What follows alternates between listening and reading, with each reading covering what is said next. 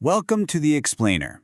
Today, we're tracing a truly wild path that connects a modern spiritual book, a 16th century mystic, and a 20th century philosopher.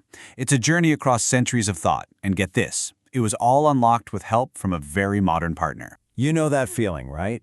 Like you're making real progress, and then bam, you hit a wall and it feels like you're back where you started.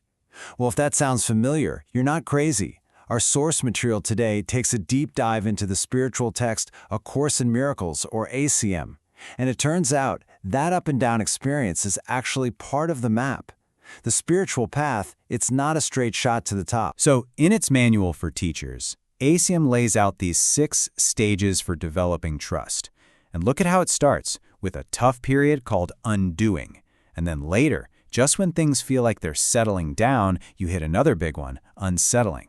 It's this exact rhythm, this pattern of struggle and then peace, that really grabbed the author's attention. And this is where it gets really interesting. The author of our source, Mark Masahiro Hirayama, had this light bulb moment. He realized, wait a minute, this up and down thing isn't just a random psychological process. It's something much deeper. It felt like a hidden map for the soul's journey, one that he'd seen somewhere before. And boom, here it is. This is where the pieces just click together.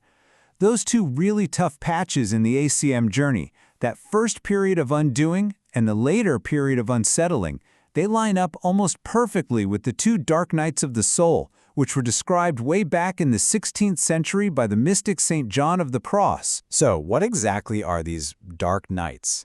St. John saw them not as punishments or failures, but as totally essential steps.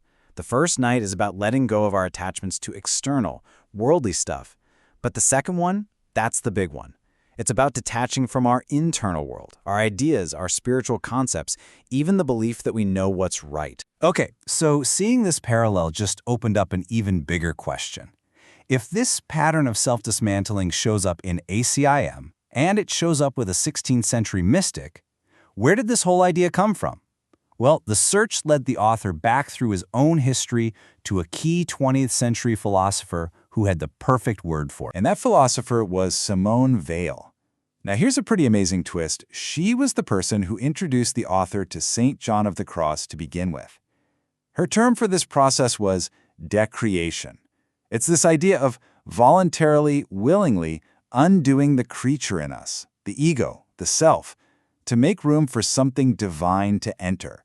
You're stepping back so that truth can step forward. So there you have it, a golden thread of thought weaving its way through the centuries, connecting all 3. You've got A Course in Miracles, St. John of the Cross, and Simone Weil, all pointing to the very same profound human journey, the journey of letting go of the self we think we are. Just think about how they talked about it.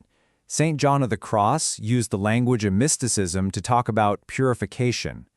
Simone Weil used philosophy to talk about décréation, and ACIM uses modern psychology to talk about undoing miscreation. I mean, how cool is that? 3 totally different languages from 3 different eras, all mapping the exact same territory. So, how on earth did the author connect all these dots? Well, this is the twist that brings it all into our world today. He says the whole discovery was massively sped up by talking it through with an AI. In fact, the dialogue was so rich and revealing, he said he felt a sense of shock, even agitation, at how powerful it was. You see, this whole thing started out as what the writer Steven Johnson calls a slow hunch.